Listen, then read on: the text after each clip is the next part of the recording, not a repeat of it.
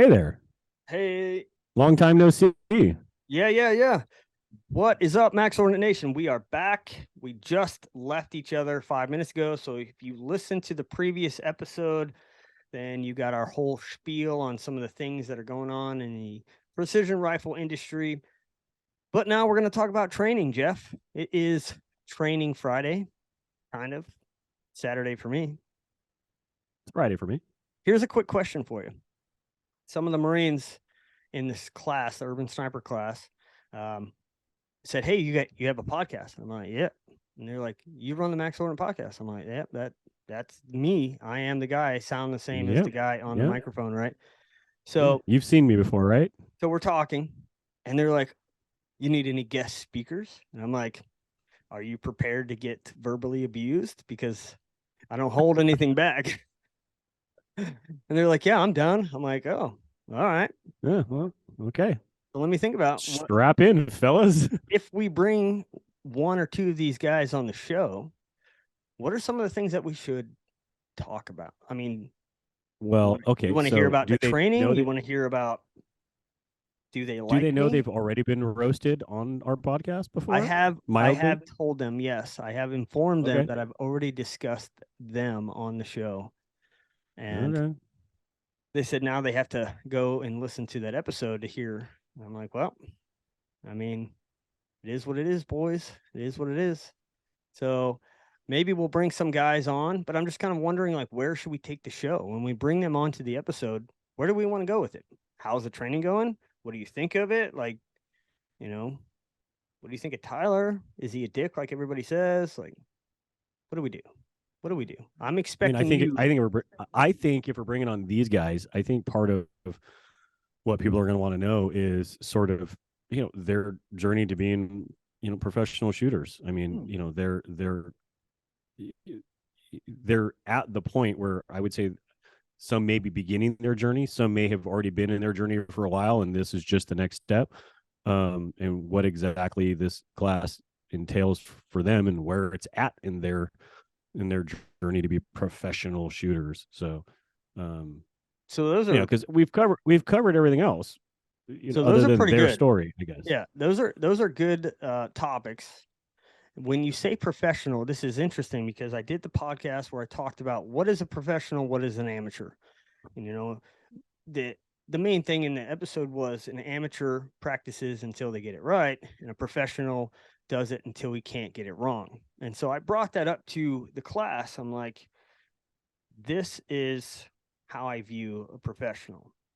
And I told them that exact quote. And I looked at all of them, right? And not in a mean way. I'm not trying to like degrade them or tell them that they're shit, but I'm asking them, like, not just hitting the target. We're all going to miss targets. I'm not talking about hitting the target, right? That doesn't make you a professional and amateur. What I'm asking is, can you get into the proper position on your tripod without getting it wrong? Can you get into the prone position and have that recoil management without getting it wrong? Do you need all of these cheat sheets to engage these targets or make win calls? Or do you need a cheat sheet, right? Because in my opinion, sure, there can be some cheat sheets you might need, like maybe shooting loopholes or clearing obstacles, but moving targets, like you're a professional sniper, you're a professional killer. You need a cheat sheet for moving targets? That doesn't sound professional to me. Like things like that. So I asked them this question point blank, and I didn't expect to get any answers back, but that is the level that I am pushing these gentlemen to be at. Is to be a professional, you must be this without getting it wrong, right? That's where I want you to be, and that's what we're striving for. So it's interesting you said that word, like what was your journey to becoming a professional shooter? And I would hope that they would come on the show and say, well, Tyler said I'm not a professional right now. I'm not a professional yet. So yeah, I will I will do whatever I can to get one of these guys, or at least one, on the show, and we'll just talk, right? And we'll try to keep his name, and anything that is sensitive in the course we'll keep out of the show, obviously. But I think it'd be a Yeah. cool little insight to have one of these guys on and tell us their story and their experience. So All right, today's conversation, Jeph, I pulled up one of the targets that is on the website, free download. It's called the Get Moving Drill. And the reason I want to talk about this is last training episode, it talked about a new target that we released that has the shooter in a position. It could be the prone, it could be a tripod, it could be a barricade, and they aim at a center dot, a center diamond. And they get into their position, they check their bone support, natural point of aim, all of this good stuff. And then once they've got everything figured out, they take 2 shots. And now the next target, right? So you got the center dot, and then up here, you got another dot. And then over here, you got another dot. And then it goes all the way around the paper. The point of the drill was they have to move their body to aim at each different target, right? Don't just muscle the gun and squeeze off 2 shots. Like, I want your feet to move. I want your hips to go forward or hips to go back. Like, adjust the aim of the rifle by moving your body. It's a very fundamental skill that is overlooked, where people can just use their $1,500 tripods, lock it in place, and get away with shitty shots. So that was last episode. Now I want to talk about the Get Moving drill. And the Get Moving drill, I'm going to throw it up here on the screen for you so you can understand the words that are coming out of my mouth. Here we go. All right. So the Get Moving drill. On the left, you have a supportive position or a tripod, right? It could be anything. It could be a barricade, a rooftop, a tripod. I don't care what it is. That's your left target. Your right target is your prone position. So it's a 10-round drill. You can see in the top right corner, it says total rounds, 10, and then it's got time standards. So if you're a beginner, 200 seconds, intermediate, 150, and it keeps going down the line, right? So you think about 80 seconds. You got roughly 8 seconds per shot, right? And you got to go from a supported position to the prone, and then prone back to the supported, and then supported back to the prone. And you just keep going back and forth, back and forth, back and forth until you have 5 rounds on each side. So a lot of people will look at this and say, well, it's just a speed drill. It's not just a speed drill, right? You are trying to hold yourself to this standard where you get into your supported position. So pick any position you want, Jeph. Pick one, and we'll talk about what it should be like to be in that position. I would say kneeling tripod. Okay, kneeling tripod. My choice of kneeling. Your choice of kneeling. All right. So for my kneeling position, I'm going to go into a low kneeling. I'm going to sit back on my left heel. I'm going to make sure I got as much contact with the ground as I can. My right leg is going to be up because that's my firing side, and I'm going to support my elbow. So what I'll do is I'll build my tripod to the height that I want it so that I can support my firing elbow. I can sit back on that heel. I have total bone support, amazing muscle relaxation, and I'll move my body right and left until I have the natural point of aim that I'm looking for. That'll be my starting position. So now I've done everything correctly up until that point. So now it's just the firing fundamentals, right? My method of engagement. So inhale, exhale, apply trigger pressure, focusing on the reticle, press, press, press, boom, shot goes off. Now the time has started. Now I'll take my rifle off the tripod. I get down into the prone position, but I'm going to force myself to set the rifle down, aiming at the target, and then come behind the rifle and approach it from the back so that I'm already starting with a good body alignment. If I approach it from the side, I run the risk of coming in at an angle and then not having the recoil management, not having the consistency that I want. So I'll set the rifle down, aiming at the target, come from behind, crawl into the rifle, driving that buttstock nice and high on the collarbone, setting my head down and using my elbows to adjust my height. Pull my rear bag in, inhale, exhale, reticles on target, press. And then I'm going to grab my rifle and go back to the tripod, and I'm going to rebuild that position every single time.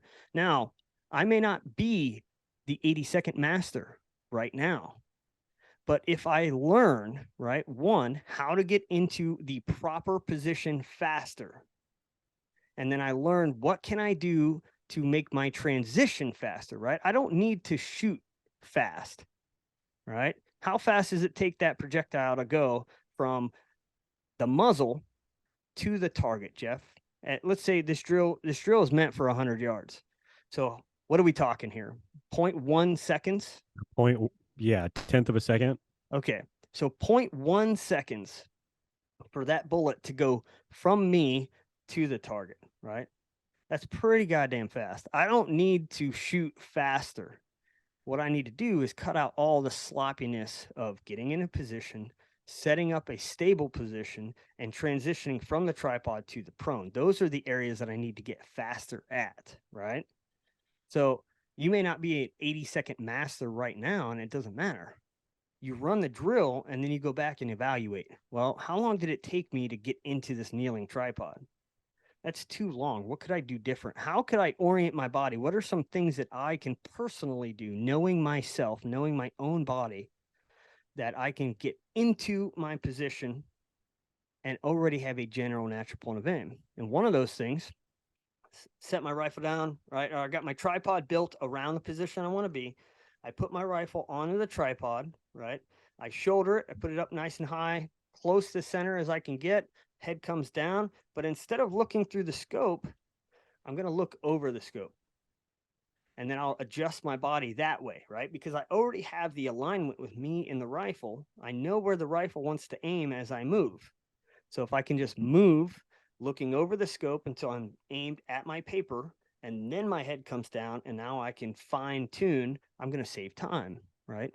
Instead of fidgeting, moving here, moving there, all while trying to look through the scope, right? So those are little details, Jeph, that we could do to get faster without having to rush shots. You know what I'm saying? And again, this is a drill, right? This isn't a test. So this, if I had never done this drill before and I wanted to start from scratch, I don't care what level of shooter I was at, I would shoot for 200 seconds. Yeah. I would shoot for 200 seconds and I would do it to perfection at 200 seconds. That would be my part time. And I go, okay, can I speed this up? Was everything that I did perfect? Okay, now let me see if I can move it faster. And then I would push it to where, okay, maybe now my speed is overriding my technique. Now what can I do to make my technique better so it's faster? But I wouldn't try to get an 80-second part time, right? This is a drill. This isn't a test. This is a way for you to get better at doing something. And I would start it just trying to get 200 seconds and see where I was at. I completely agree with you. Like, you don't even have to get 200 seconds.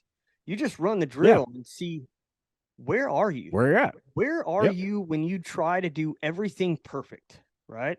You don't rush it. You don't try to get 200 seconds or 150 or whatever. Like, you just run the drill.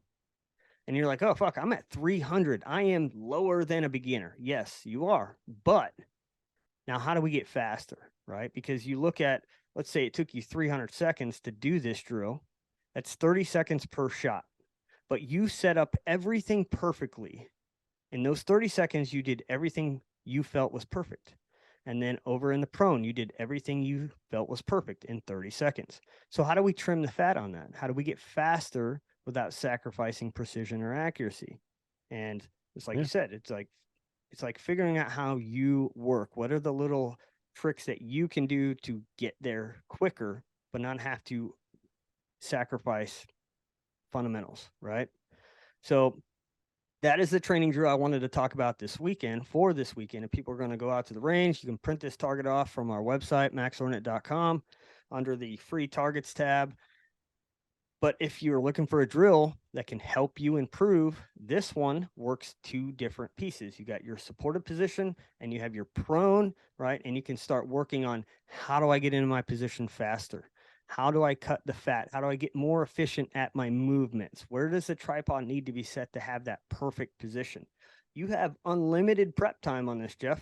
Like, you can get into that kneeling position. You could set your tripod up any way that you want, right? It doesn't make it very, I would say, it's not a good idea to try and adjust your tripod in the middle of the drill, right? So you should probably take the time you need to set it up the right way in the beginning. And let's say you set it up, you run the drill, and you're like, man, once I was moving, once I was getting into my position, I just felt like my body was too high. Like, that's something to work on for the next time that you do it, right? But this is an Mm-hmm. amazing drill. We ran it one time off of a rooftop, and that was a little bit of a struggle, just because you're on a rooftop, you engage, and then you got to drop down, right? And so I ran it. Ray, I think this was like 2017, 2016 sometime.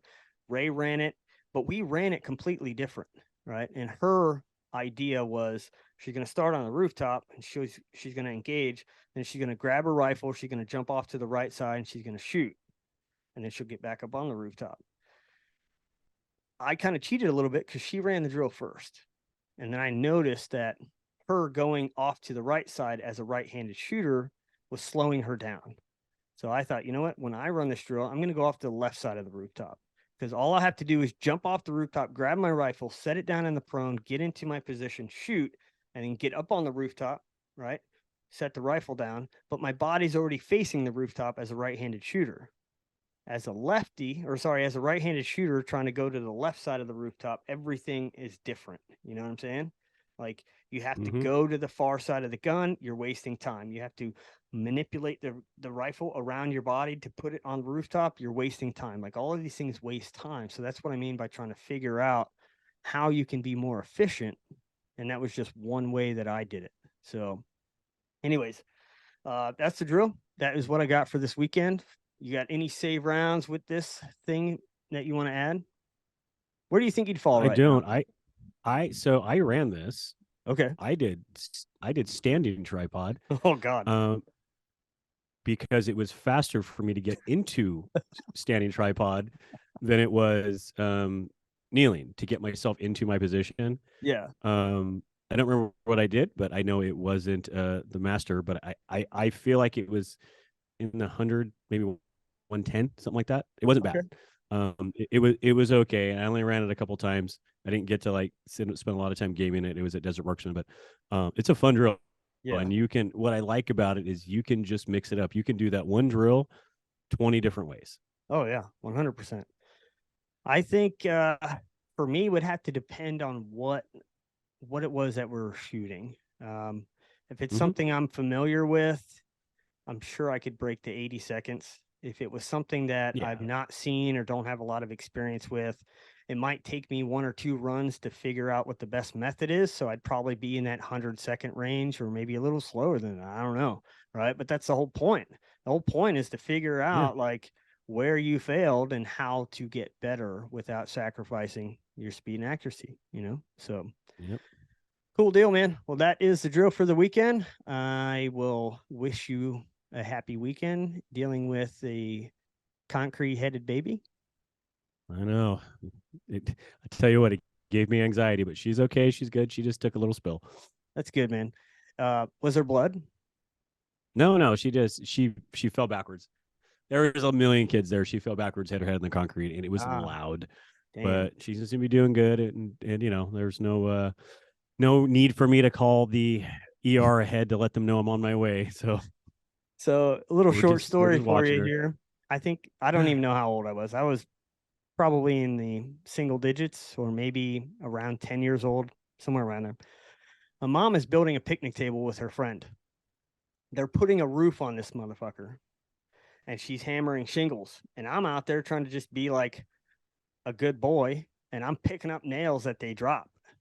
And she drops the hammer, and it hits me in the fucking top of the head, right? Which probably explains a lot. But yeah, it does. So it hits me in the head, and I'm like, oh, you know, I didn't cry or nothing, but I was like, oh, my mom's like, oh my God. And like, I'm like, oh, I'm fine. It just hurt a little bit. And she's like, oh my God. And like blood starts pouring down my face. And my mom is freaking out. Like, she cannot handle blood, dude. I think she passed out like 2 times. Her friend is having to take care of me, like holding rags, water on my head. So they take me to the emergency room, and like, you know, I didn't even have to get stitches, bro. I just got a butterfly piece of tape on there. But my mom is over here. Bleed profusely. Oh my God, you know, and like, yeah, I don't even know what end of the hammer I got hit with. It was just the sight of blood was freaking her out. So I can imagine what it's like, you know, being in that situation where your toddler falls over and cracks their head, and you're like, holy shit, you know, like, that'd be scary. It was, but she's good. All right, man. All right, brother. I will catch you on Monday for our next weekly episode. But I'm Yes, enjoying this. I'm Monday. glad you're back. Hope you have a good weekend to just relax, kind of unwind from all the craziness this week. But until next Yeah, time, I'm gonna try. all right, bro. I will see you later.